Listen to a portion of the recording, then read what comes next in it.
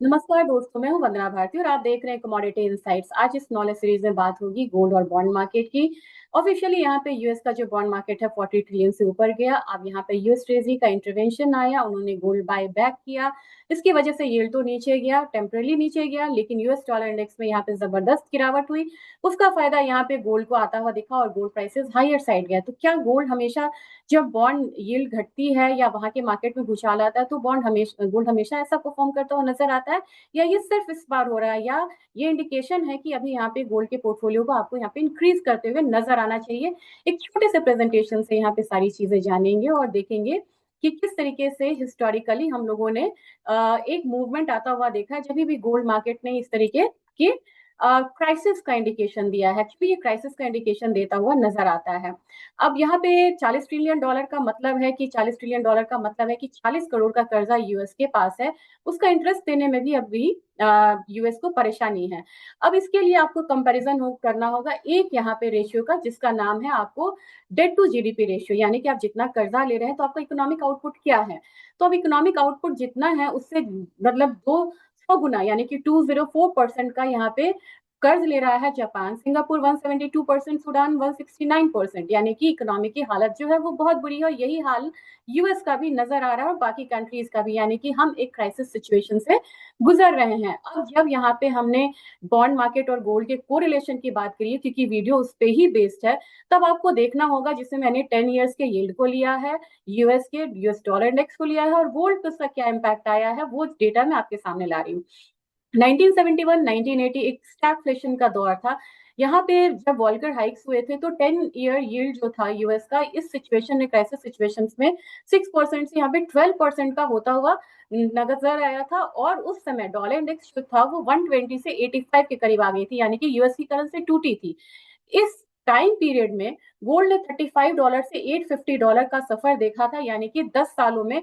और ये जो रिटर्न था गोल्ड का, ये 2328% के करीब नजर आता हुआ दिखाई दे रहा था।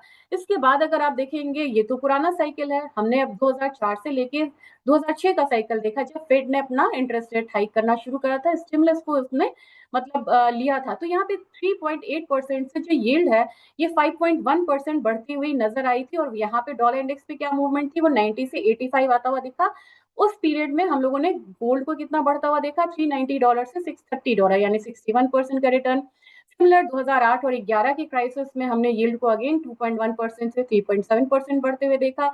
डॉलर इंडेक्स ने तुरंत रिएक्शन दिया, जैसे हमेशा देता है, 89 से 74 आया। गोल्ड की बढ़त 166%, यहाँ पे गोल्ड ने $2000 के करीब आने की कोशिश करी। फिर आता है हमारा पेंडेमिक आया तो 2020-21 में जब क्वांटिटेटिव ईजिंग हुआ तो यहाँ पे 0.5% से यील्ड बढ़ के 0.175% हो गया, 1.75%। और डॉलर इंडेक्स में फिर से एक फॉल आता है 102 से, डॉलर इंडेक्स आता है 90 के करीब। उस दरमियान गोल्ड बढ़ता है 40.2% के करीब।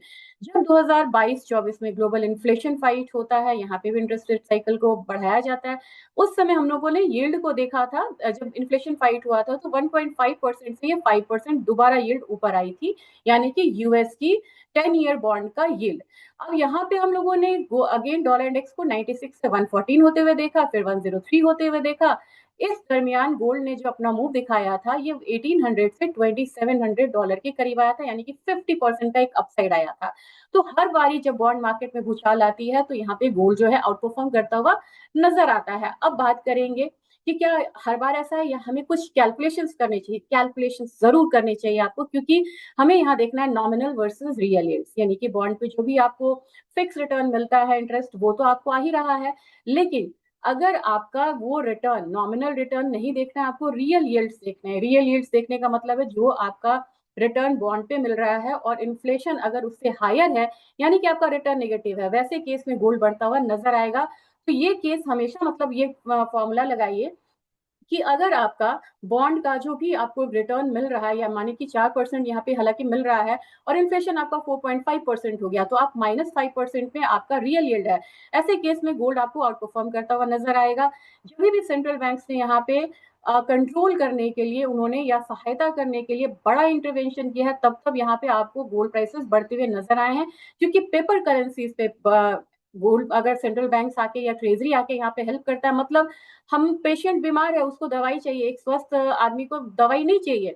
जब यहाँ पे बीमारी है तभी आप दवाई दे रहे हैं, यानी कि तब आप यहाँ पे लिक्विडिटी देते हुए नजर आ रही है, अपने आप में इंडिकेशन है कि आपकी इकोनॉमी में सही चीज नहीं चल रही, जब भी बॉन्ड यील्ड बढ़ता है। तो करेंसी पे आपका जो फेथ है वो खत्म होता है, लोग गोल्ड में आके सेफ हेवन बाइंग करते हैं। डॉलर की जब डीकपलिंग होती है तभी भी यहाँ पे हम गोल्ड को राइज होता हुआ देखते हैं। अब चलिए ऑन चार्ट आपको हर चीज देखना होगा, कभी भी हाइपोथेटिकल एग्जाम्पल थॉट लेके ना करें, चार्ट्स को जरूर रेफर करें। अब 2000 से लेके 2025 तक हम लोगों ने 26 तक इनफैक्ट आपको जो ग्लोबल ग्लोबल डेट की यहाँ पे मैं बात कर रही हूँ, ये आपको बढ़ता हुआ नजर आ रहा है। कहाँ से? $84 के करीब था, 84 ट्रिलियन के करीब था, ट्रिलियन डॉलर, अब वो बढ़ के हो गया 346 ट्रिलियन डॉलर। यानी कि ग्लोबल, पूरे ग्लोब में जो ये चल रही है इकोनॉमी, ये कर्जा पे चल रही है। ग्रेट फाइनेंशियल क्राइसिस, उसके बाद एशियन का थोड़ा सा स्लो डाउन आना इकोनॉमीज का, इसके बाद आपको कोविड आता है, पेंडेमिक आता है, फिर ये जियो पॉलिटिक्स यहाँ पे चेंज होते हैं, तो लगातार हम कर्जा बढ़ रहा है। और हमारा डेट टू जीडीपी रेशियो जो है ना, वो यहाँ पे तो 360 हो गया था, यहाँ पे 310% के करीब है। यानी कि हम जितना कमा रहे हैं उससे 3 गुना हम यहाँ पे कर्जा ले रहे हैं। This is not a good sign. ऐसे में गोल्ड आपको कभी भी बहुत ज्यादा गिरेगा नहीं। अब यहाँ पे मैंने 5 बड़े मार्केट्स लिए हैं, इसको आप यहाँ पे हमेशा रेफर करके चलिएगा कि 5 सबसे बड़े मार्केट है, अगर आपने उसको रेफर कर लिया ना तो आपको पता चल जाएगा कि किस तरीके की मूवमेंट आ रही है। यूएस का यील्ड 4.71%, चाइना बढ़िया है, इसमें मतलब वो नहीं है, 1.69% संभला हुआ है, जापान ज्यादा है, यूनाइटेड किंगडम और भी ज्यादा है, फ्रांस और भी ज्यादा है। तो टॉप 5 यहाँ पे बॉन्ड मार्केट आपके सामने है, उनकी हालत आप यहाँ पे देख रहे हैं। और ये जो 5 मार्केट है ना, ये 57 ट्रिलियन सोवरिन डेट को आपको रिप्रेजेंट करता हुआ नजर आता है। और ये बहुत बड़ा मतलब की अमाउंट होता है, और ये आपको दबाव में अगर आ गया ना, तो आपकी पूरी जो मतलब इकोनॉमी है वो दबाव में आती है, और फिर आपका पोर्टफोलियो में भी दबाव आता नजर आता है। लेकिन ऐसे में आपको गोल्ड जो है आपको पता है क्यों रखना है, क्योंकि सेंट्रल बैंक की बाइंग हो रही है, राइजिंग ज्वेलरी डिमांड भी अब हो चुका है, क्योंकि अब इस क्वार्टर में आपको बढ़ता हुआ नजर आएगा। फिर से ईटीएफ की डिमांड बढ़ी है, और टोकनाइज्ड गोल्ड मार्केट यहाँ पे बहुत ज्यादा पॉपुलर हो रहा है। सिर्फ ज्वेलरी डिमांड ईटीएफ को देख के आप यहाँ पे निवेश ना करें, टोकनाइज्ड गोल्ड मार्केट की भी मूवमेंट्स को देखें, और साथ में देखिए ओटीसी डिमांड आपको बढ़ता हुआ नजर आ रहा है। हमेशा सुनते होंगे चाइना ने बाइंग करी, इंडिया ने रेस्ट्रिक्शंस रखा है, लेकिन इंडिया में भी रिजर्व भी हाल फिलहाल बढ़ाया था, बाकी कंट्रीज बाइंग कर रहे हैं। साउथ कोरिया गोल्ड ईटीएफ से लेके गोल्ड माइनिंग स्टॉक्स तक बाई कर रहा है। तो आप देखिए कि जो कंट्री 13 साल तक कभी गोल्ड बाई नहीं किया, अब साउथ कोरिया यहाँ पे गोल्ड बाइंग कर रहा है।